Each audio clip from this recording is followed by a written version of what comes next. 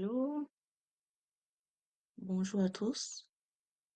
Bienvenue sur notre chaîne Boule Billard, qui sont les symboles de la bourse. Aujourd'hui, j'aimerais partager avec vous deux opportunités de compagnie que je pense que ça vaut le coup de regarder leur potentiel. Sans plus tarder, la première, c'est Corview. Ici, nous sommes dans l'intervalle de temps hebdomadaire, weekly. Et là, on peut voir que c'est une action très récente, une jeune action, une jeune compagnie. Bon, pas jeune compagnie, mais une jeune action introduite en bourse il n'y a pas longtemps. Et comme vous pouvez le voir, ouais, elle a connu une croissance vertigineuse. En 2025, elle a été introduite en bourse en 2025. Et là, on a vu que l'action est passée de 37 $ jusqu'à 180. Et plus tard, il y a eu une correction majeure, là, comme on peut le voir ici. Et présentement, on voit que cette correction, cette correction semble s'estomper. Notamment, on voit la cassure de la moyenne mobile à 9. Et également, on voit un croisement au cours du RSI, qui était un indicateur de momentum. Et également, on voit le potentiel baissier s'estomper également à travers le MACD. Si on va allons-y voir en daily. En daily, qu'est-ce qu'on voit? En daily, ça veut dire intervalle de temps journalier. Bon, ce sont des termes, vous allez remarquer que j'utilise beaucoup les termes un peu anglophones. Voilà, parce que c'est plus pratique. Et là, on voit en daily qu'il y a eu la cassure de la moyenne mobile 50, qui est une moyenne mobile très importante. Et également, on voit en daily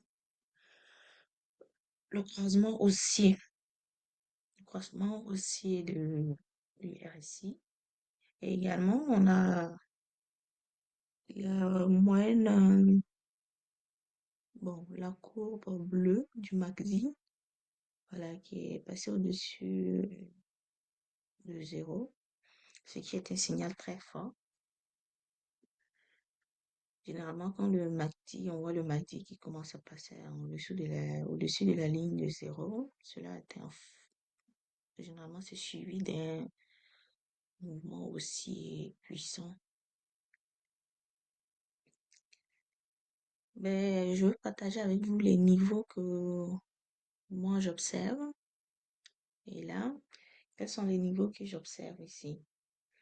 D'abord, je m'attends à ce que le MACD, pour que, pour m'assurer, en tout cas moi, ce qui me rassure, finalement, pour une compagnie, c'est qu'elle arrive à briser ce niveau du RSI, le niveau 60 du RSI. Si elle arrive à le briser, quand je dis briser, ça veut dire cette courbe ici, la courbe mauve ici passe au-dessus. Et quand elle passe au-dessus ici, là, je peux m'attendre à un mouvement vraiment puissant, voilà, à la hausse du prix ici. Et ici, quels sont les niveaux que je cherche? Je veux qu'elle franchisse le niveau 92 ici, le niveau vert ici, qu'elle a affiché là. Voilà, si elle arrive, une bougie qui arrive à casser ce niveau et à maintenir ce niveau-là, là, je vais entrer là. Et même après, si je suis entrée, que je vois que l'action il y a une sorte de consolidation ou stagnation, Mon stop loss que je vais placer, c'est ce niveau, le niveau orange que vous voyez là. Attendez, je vais bien écarter. Ici, ce niveau qui est à 87, ici, là. Voilà, c'est un niveau que je ne veux pas perdre. Donc, je vais passer mon stop loss à ce niveau-là. Il faut savoir que tout ce que je vous dis là, c'est des positions à long terme. C'est pas des positions d'intraday ou scalping, comme on le dit. Euh, voilà, c'est des trucs à long terme. Donc, à long terme, moi, je m'attends à ce que quand j'entre, mon stop loss est là. Je veux pas avoir une bougie qui vient fermer en dessous de ici. Et surtout qu'ici aussi, à ce niveau également, j'ai ma moyenne mobile 50. J'ai la moyenne mobile 50 ici. Donc, je veux garder ce niveau. Donc, c'est un niveau très puissant que je veux vraiment garder. Et comme vous pouvez voir, c'est une zone où, c'est une forte zone, cette zone-là, où une zone, d'une part, c'était d'abord une résistance et là, elle est devenue un support. Donc, généralement, les zones comme ça, ce sont des zones vraiment puissantes. Donc, j'aimerais que le prix se maintienne au-dessus de cette zone. Et pour mon plan, c'est aussi simple que ça, là. Si jamais l'action arrive à passer au-dessus des 92 ici, voilà, les 92. Et là, je dis, comme je l'ai déjà dit, la cassure du 87 ici invalide mon scénario ou bien ma stratégie à moi. Voilà. Laquelle, s'il me fait entrer en position, c'est la cassure du niveau 92. Le prix 92, une fois qu'on atteint ça, qu'on se maintient au-dessus de ça, je songe à entrer. Et là, mon premier objectif, c'est de faire ma prise de profit à 103. Et si j'observe toujours le momentum, le price action, le mouvement du prix, voilà, si c'est toujours haussier, je peux aller jusqu'à au niveau 118. Laissez-moi marquer ça ici.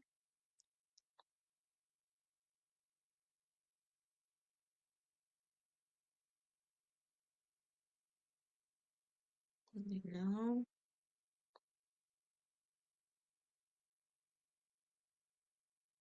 voilà. Donc, si tout ce que je viens de vous expliquer, si on arrive à remplir toutes ces conditions, je m'attends à ce que le prix vienne jusque-là. Bon, bien sûr, il faudra toujours avoir un stop loss, comme je vous l'ai dit là.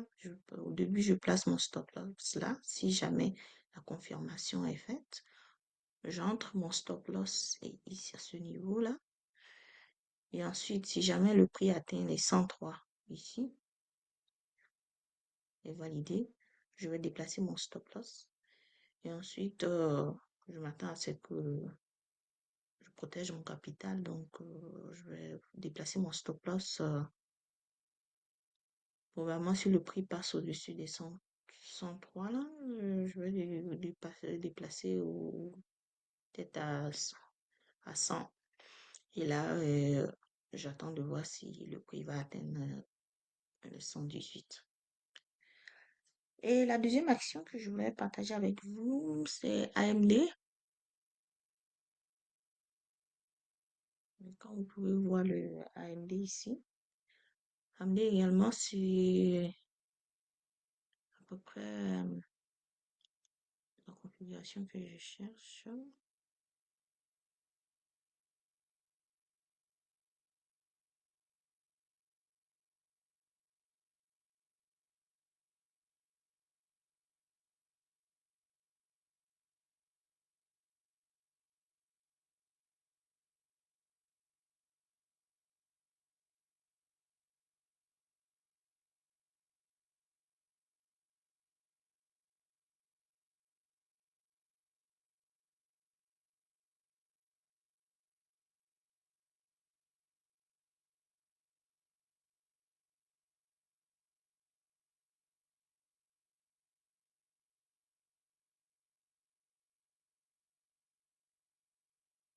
Et comme on peut le voir ici à l'idée, il y a connu une forte croissance en 2025. Voilà, comme on peut le voir. Et là, on voit que le niveau que je surveille ici, moi, mon niveau que je surveille ici, mon signal potentiel est fixé à ce niveau, à 200, à 225. Voilà. Si jamais le prix, je vois que ça avait atteint, aussitôt que ça dépassait les 125, c'est redescendu. Donc, je surveille les 225. Une fois que j'ai une cassure là, ma résistance immédiate que je vais encore surveiller. Si jamais elle casse, ma résistance qui va constituer en quelque sorte mon stop passe à moi, c'est la 220.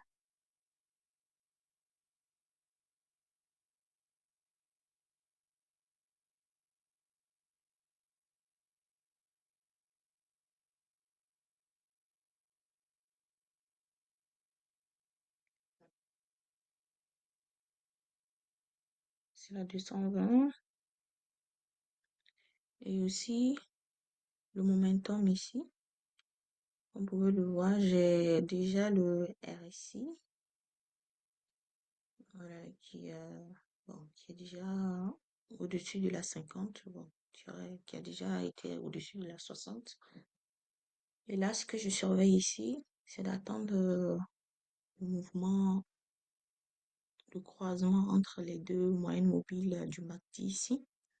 Voilà, étant donné que le MACD est déjà au-dessus de la ligne de zéro, ça c'est un très bon signal. Je m'attends à ce qu'il y ait ce croisement où la ligne bleue passe au-dessus de la ligne orange. Voilà, et là, généralement, en plus d'être au-dessus de zéro, une fois que la bleue passe au-dessus de la orange, généralement, ça présage un fort mouvement, un puissant mouvement haussier. Donc, là, c'est ce que je surveille au niveau de AMD. N'empêche que je surveille aussi pour les niveaux inférieurs tels que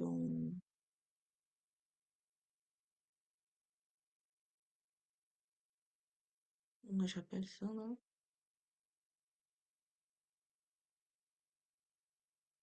Hum,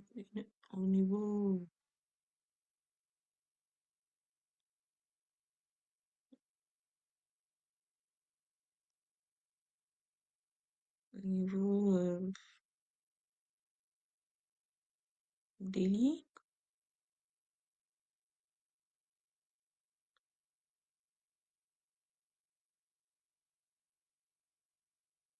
ici, je passe en 1 heure.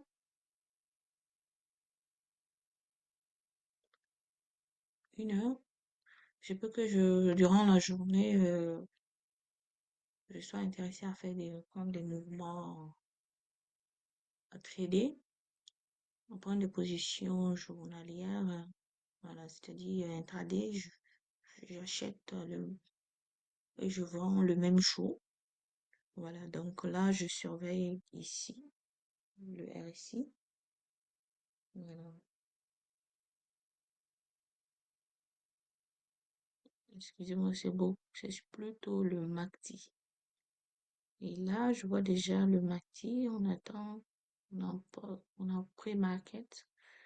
Donc, en post-market, on voit que le MACD est croisé. La ligne bleue est passée au-dessus de la ligne orange, ce qui était un présage de mouvement aussi.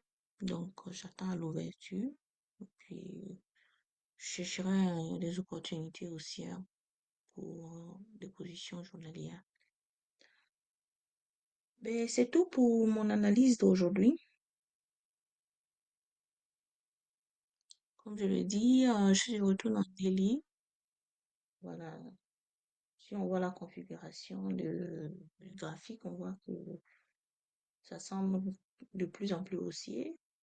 Il faut toujours attendre la confirmation. La confirmation en délit, il faut que je voie l'action qui est ferme au-dessus, ici. Et là, c'est ma confirmation pour du long terme. À court terme, 1 heure, bon, je peux toujours surveiller mon MACD. Voilà, il me donne un signal aussi, donc là, je peux en profiter. Et là, c'est tout pour aujourd'hui. Je vous remercie de m'avoir suivi et on se donne des nouvelles pour la suite. Une fois que j'aurai pris position, je vous ferai savoir. Merci.